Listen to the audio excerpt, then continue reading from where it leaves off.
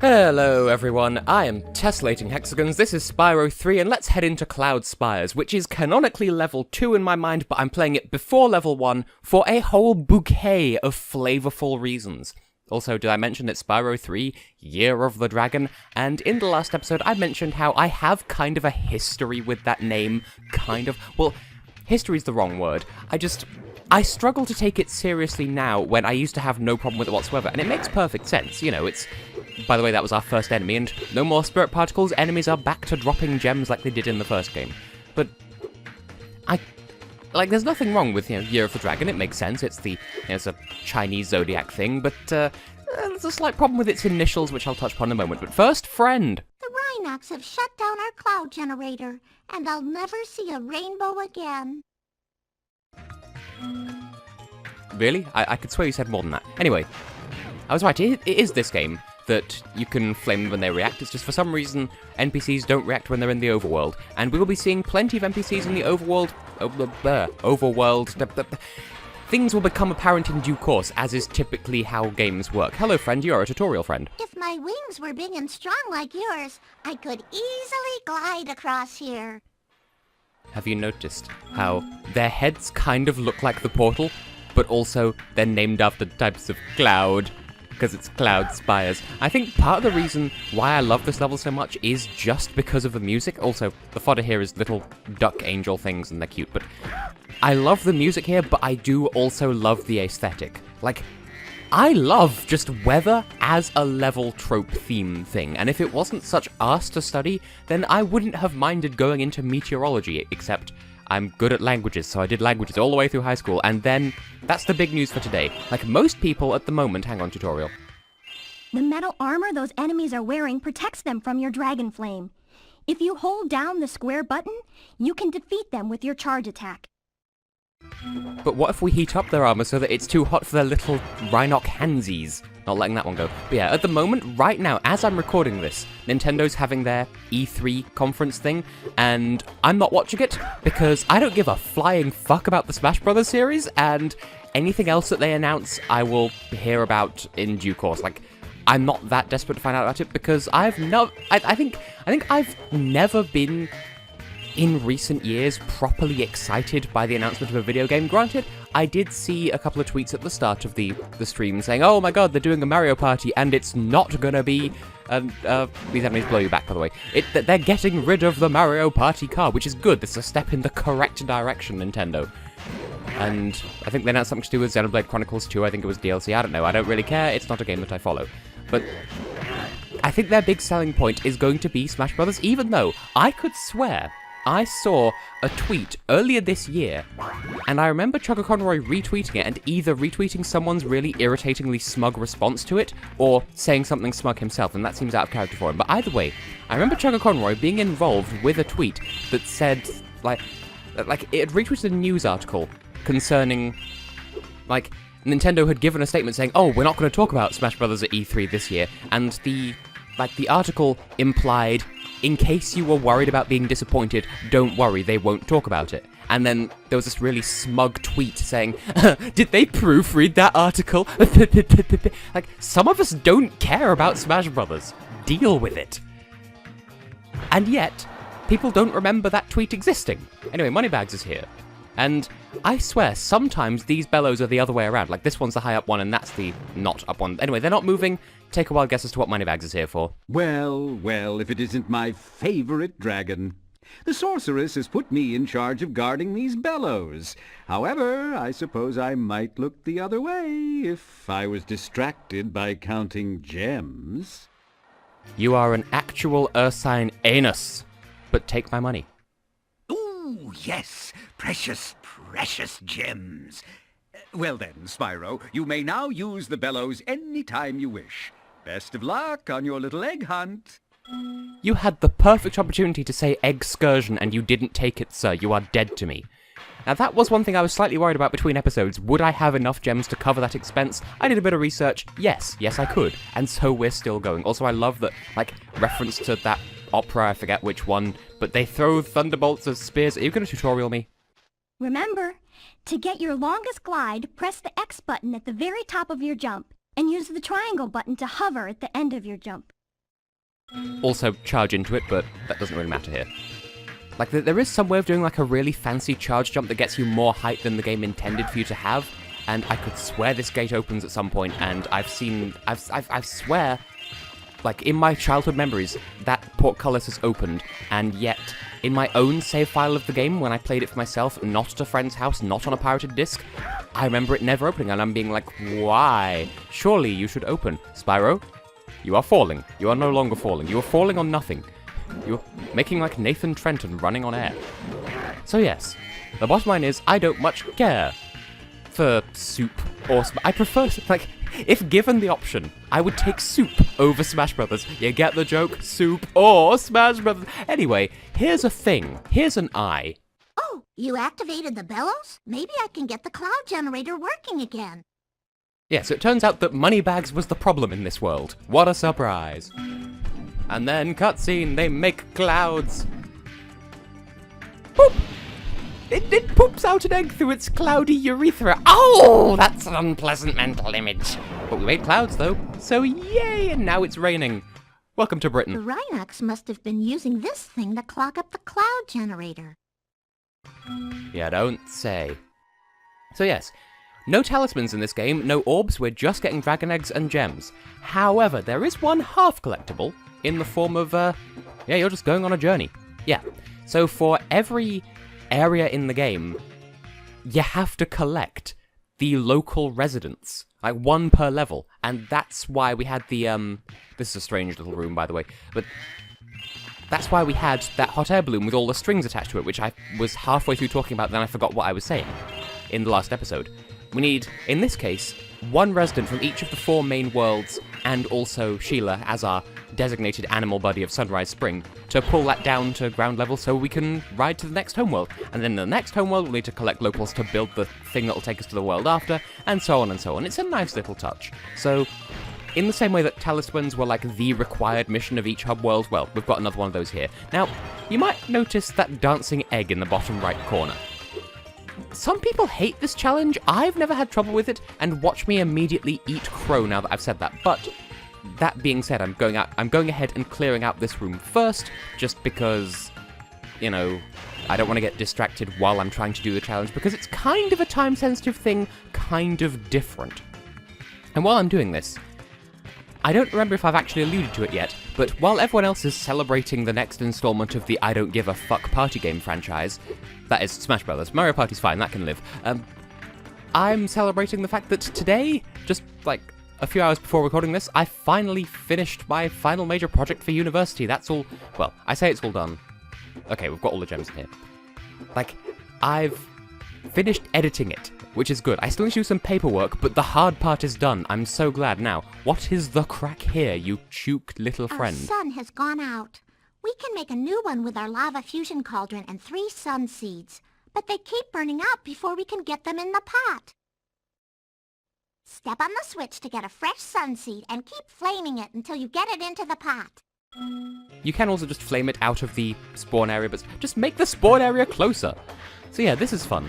They're actually tiny sun seeds, not a dancing egg, and they start screaming after a while. If they go for like more than a second without being flamed, they start going, hoo, hoo, hoo, and then they die. I could demonstrate that, but I'd rather just do the challenge. And speaking of, no matter how you flame them, they will always go, like, they go to fixed checkpoints along the course. And you just need to keep up and flame them. And the timings are more generous than it looks. So, there you go. And as you can tell, each one takes a different route. And I believe the second one, once it jumps into the pot, it just keeps jumping on the spot. Am I correct in thinking that? No? I could swear there is one. Maybe they changed it because this is the greatest hits version of the game, or at least I think it is. And I have thoughts to think about that later down the line as well. Because, this being, if it is the greatest hits version, there are some musical differences between this and the version of the game that I played as a young bab. So there's that to look forward to. And mission complete. We have birthed a child in Romania, by which I mean we've planted 3 sun seeds, and then fusion ha. They turn into a sun. Yum yum. Looks like an angry lemon. Now that's what I call a sun. Here, you can have this last sun seed as a souvenir. I think it might be a dud, though. This exact dialogue box is what I think of whenever I hear the word though. Also, I tried to scratch my right shin with my left hand, and I just punched the nightstand that my microphone's on in so doing. Now, I also didn't address the elephant in the room. Two elephants in the room. First of all, I said shoot. I don't know. I was trying to say cute and precious at the same time, and that's how it came out. Also, we have challenge portals now. Similar to Season of Flame, which I've not covered on this channel. Instead of everywhere being one contiguous area, we have these sparkle portals. If you get too close to them, the music cuts out for some reason. That might also be addressed. Oh! I don't remember there being an egg thief in here. Egg thieves. They steal eggs and run around with them, and they go ne-ne-ne-ne-ne. We've had these before, in the first game. And also Season of Ice and Season of Flame. So they're a staple of the series. I just don't think they're in Gateway to Glimmer for whatever reason. Well, whatever. Now, I've always had this sort of, not fantasy, but thought in my head that, like, one day I will have to explain how to chase these thieves, and when I do, I will mention that corners have to be cut with that, like, that specific weird passive grammar voice to it. But yeah, 2 tips for chasing egg thieves. Once you know the course okay, 3. Know the course that they take.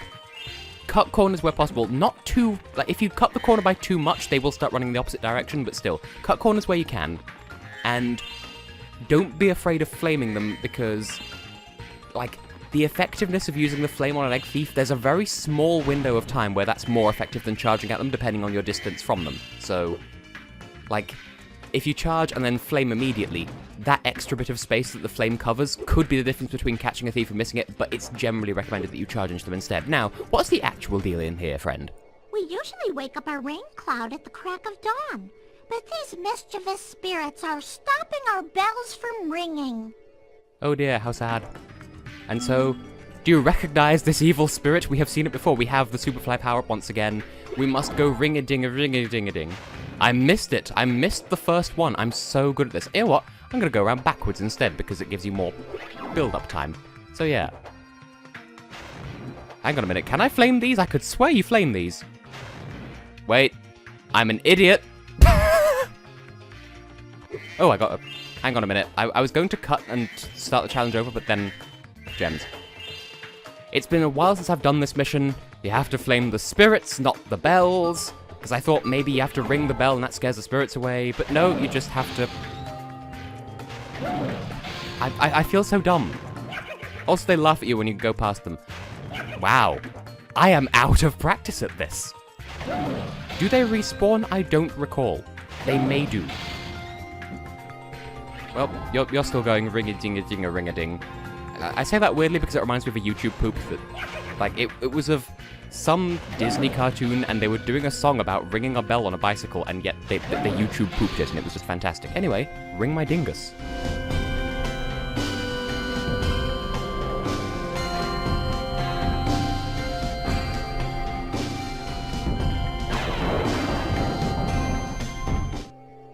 Do you want this doodad? It fell out of the belfry. This is what I associate with the word doodad, and also the weird history of collectathons where they give you also, like, okay, he looks really pale, kind of like Jared Leto, but obviously I didn't know who Jared Leto was when I first played this game, so I associated him with the lead singer of My Chemical Romance instead. Okay, resume thinking, Tess. This is one of the games that introduced me to the concept of 3D platformers where the residents of each, like, world don't actually know what they're giving you. And I think the technical reason for that is that, like, hypothetically, it could just be... Okay, where's this going to take me? Because... Is this a back cut? This is kind of a back cut. Didn't want to go this way. So... They would write the dialogue and record the dialogue for the game before deciding on what the main collectible is, but obviously not in every single game. Also, if you see Zoe in her sparkle form as opposed to when she's fully there, then she's got nothing to say and she'll just zap you, but if you see her full body loaded in from a distance, then she's probably going to tutorial you. So, I guess that's where the tradition came from, but this is the game that introduced me to the word doodad, and also sort of proved beyond a shadow of a doubt, you know, there's this, there's... I guess, technically, a lot of the people of Avalar didn't know what orbs were either. The Jiggies in Banjo-Kazooie, people just don't know what the local collectible is, which, in hindsight, is sort of weird, especially if they're so important to the continued prosperity of the universe, but, you know. You know. That's... I didn't say anything that was worth you knowing, but... You know. Now, I don't know if you had a good listen to the music here yet, but as I mentioned earlier, the music is a big part of the reason why I love this level, but also weather as a level theme is just generally fantastic. Now, is this the last of the mad munnage of this stage? Have I done a complete level? No? I'm missing 5 somewhere. Good! Okay, that's one thing. Because I beat this game before I beat Gateway to Glimmer, like later in this game, you gain the ability to hold down all of the trigger buttons, and that makes sparks point to any leftover gems. That apparently is included as standard in Gateway to Glimmer. I never knew that. Like, even when I was Let's Playing it, I didn't know that. And honestly, I've never had that much of a need to use it either. But in this game, you have to unlock it, so I'm used to not having it, so I don't have it now, and I guess I will cut to when I find the final... I'm guessing it's 1 purple gem, we'll have to wait and see. I just had to backtrack a little bit. It's like, that's where we just were, and this is the whirlwind. There's the beginning of the stage, basically. So we'll just hop into this whirlwind, fly to the end of the level, and unfortunately, we don't have intro and outro cutscenes for every level in this game, whereas we did in the previous one, obviously, but now we don't. Sometimes we'll have story cutscenes in the main game itself, though, but that's a story for another time. And I was wondering how to structure this, and I was sort of going through my head all the possible ways of unlocking the levels in this homeworld just to be efficient. But hey, like, okay, we have 11 eggs, and that portal, like, the requirement's not showing up suddenly. Oh, now it is. It needs 10, Here, friend, I have 10 eggs. At last, my portal is working again. Come visit me at the Tiki Lodge. Maybe we will. We will have to. So yeah, we now have access to Molten Crater, and the portal, this has never bothered me until now, but the portal itself doesn't actually fit in the frame. Anyway, we'll go there probably in the next episode, but in this episode, like, I think we still have time. I'm going to take on Sheila's Alp, because I did wonder when I was going to fit this in. I thought maybe alongside the 20 portal, but hey, we can fit this in now, so let's do it now. Let's see exactly what Sheila brings to the table. I'm filling in empty air and not committing to a subject because I know there's a cutscene now. Thanks again, Spyro. Now I have to find out what that nasty sorceress has done to my home while I was locked up. So yeah, we just play as Sheila. I don't know if I mentioned that, but yeah. Hiya, Sheila. While you are gone, a bunch of Rhinox kicked us out of our houses. It's okay, though. Bobby, Pete, and I are working on a clever plan to take them back. I'm assuming the joke here is Sheila is a kangaroo, which is quintessentially an Australian animal, and these goats are in the Alps, and it's Austria, Australia. That's kind of the thing here, I'm assuming. Anyway, Sheila controls actually surprisingly well. She could do this sort of double jump, she could do a double jump. It's just generally fantastic. Just, you can jump whilst in midair, or you can like jump and then jump when you land to go super high, and it's just generally a fantastic time. Sheila's levels do not work in Season of Flame.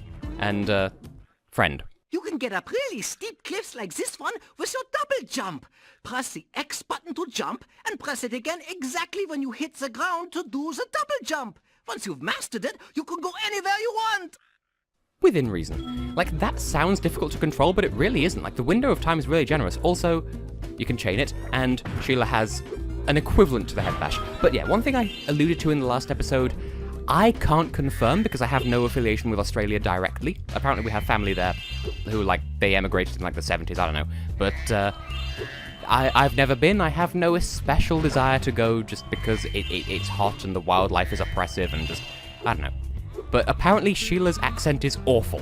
Any Australians in the audience, please confirm or deny. Anyway. Home at last. Here, I was saving this to make an omelette, but I think you deserve it more. That's not how you spell omelette. I will fight your face. Now, did we pay attention? Oh, there's another Jared Leto chemical romance. Did we pay attention to this guy's name? Because I feel like there's a thing to this. I meant to and I didn't. But let's have a look at the Atlas, which we've not done in this entire playthrough so far. We've helped Billy get home. Did that match up with the guy's name? Because I swear there is a version of the game, it might be the one I played as a youth. Spank him. Where the names in the Atlas don't line up with the names you're helping to get home. These boulders remind me of a mission that Sheila has later in the game that's the antithesis of fun. but also it's kind of creamy and memey, so look forward to that. Also, Sheila has like a standard attack, like, you could use square or circle to kick. I use square just on a reflex, even though, like, if I was Spyro, I would default to using the flame attack, which is on circle, but Sheila has one attack that's mapped to both buttons, and in exchange well, not really in exchange, she can't do a sustained kind of charge move. It's just, she has one attack and you just have to live with it. Friend! I don't want to be hugged by your antlers. Now, if I have any fellow British viewers, are any of y'all watching Richard Osman's House of Games on BBC Two? That's a good series. And so much so that I kind of borrowed the idea for my final TV project for university back in December, which I may yet upload to YouTube, I don't know. It's a 5-part game show series called Loose Ends, but there's time and place for that. Anyway, there's, in the new series, which is the second series, okay, first of all, it's a game show, they play a bunch of little games, and then whoever wins the most little games wins the game overall, and that's basically how it works. One of them is, like, that they're given a 3-letter word, and they can't use that 3-letter word in their answers. And the first round of that they played, of that game, which was introduced in Series 2, the so-called elephant in the room is the word ant. So your answers can't contain the word ant. And I'll finish this thought in just a moment. You're welcome, friend. Now, are you Pete? Hey, Sheila, let's play a joke. Take this egg and smash it on Billy's house, okay? I need to get him back for the last time he butted me off the cliff. But... Okay, so bear in mind, you have to give answers that don't contain the letters A, N, T in a direct sequence. And chicken dance. Some of them do the chicken dance. Yum yum. I wonder how that's going to look in the remake. Okay, did that attribute it to the correct Billy Goat? Yes. So this last one should be Bobby. I don't know why I have these doubts. But, yeah. So the first question was, what are the protrusions that are on, I don't remember how it was worded, but the protrusions on a male deer's head. And this happens whenever they play this game. There's this awkward pause where the 4 competing guests in the show, also, these enemies don't give gems because these mushroom houses give gems instead because they're enemy spawners. This is our first experience of tried and true enemy spawners in this game, certainly, possibly the entire franchise, I'm not sure. But also, I believe if a gem goes off the side, I believe you just get given it automatically, so fear not about that, but I don't know if that was in the earliest version of this game. Okay, so there's this awkward moment where everyone's like, well, the answer's antlers, but we can't say ant, so, like, how do we answer this question? Is there a synonym for ant I'm not thinking of? And then someone finally pipes up and says, lurs, and they're right. Because it's supposed to just be, say the answer, but just take out any instance of that 3-letter word. And... like, there was a question the following week where the answer was mango chutney, but the forbidden word was man, so the answer was go chutney. And in both cases, it took all the contestants a hot minute to actually figure out how they're supposed to answer the question, because it's so poorly explained. It sounds like find a synonym that doesn't contain these words, this word, and it takes a moment, but then when they get it, all's fun. So if there's any interest in seeing what I did with that game show format as part of university, let me know, because the cameras we filmed it on were absolute garbage, and I'd had a nervous breakdown while producing that series. But let me know if you want to see it anyway. Anyway, this level is slightly longer than I remember it being, but it's also, at the same time, fairly short. I'm hoping none of them went over the side, but then again, as I said, I believe if it goes over the side, you get given it automatically. Also, I wonder how the chicken... I think I may have already said this. I wonder how the chicken dance looks in the Reignited trilogy. Zoe, what are you feeling? Are you having a face? If you ever forget how to control a character or vehicle, just go to the pause menu and select help. Spoilers, there are vehicles in this game. Yeah, so I mentioned before how the first game is the raw Spyro experience. And I mentioned that in the Patreon video as well, that I did about Spyro 1. And the second game is more about story, as you know, we've seen the levels had opening cutscenes and whatever.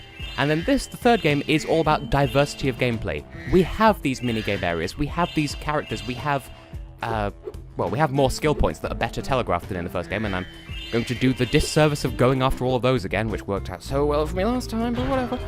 And so yeah, diversity of gameplay. More characters to play as, more vehicles, more everything, basically. So that's what makes this game, and they're all good for their own reasons.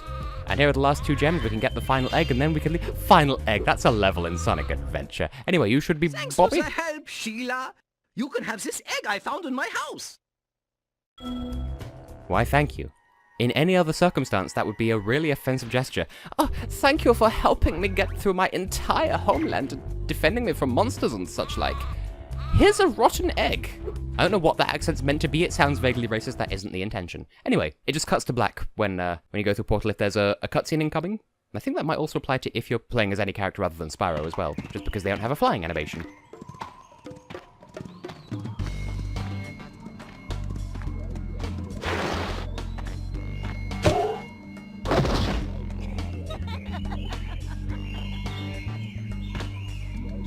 Ooh, look out, Hunter. It's the scary sorceress. I've warned you already. This place isn't safe for small dragons and pussycats. Thanks, but I think we can look after ourselves. Try looking after this!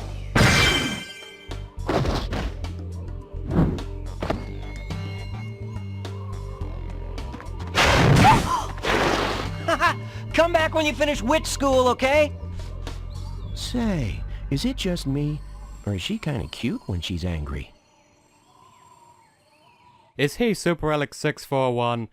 Anyway, I have been and will continue to be Tessellating Hexagons, and the next episode, probably nothing to do with that, and a lot to do with either Molten Crater or Sunny Villa. We'll see how I feel. See you then.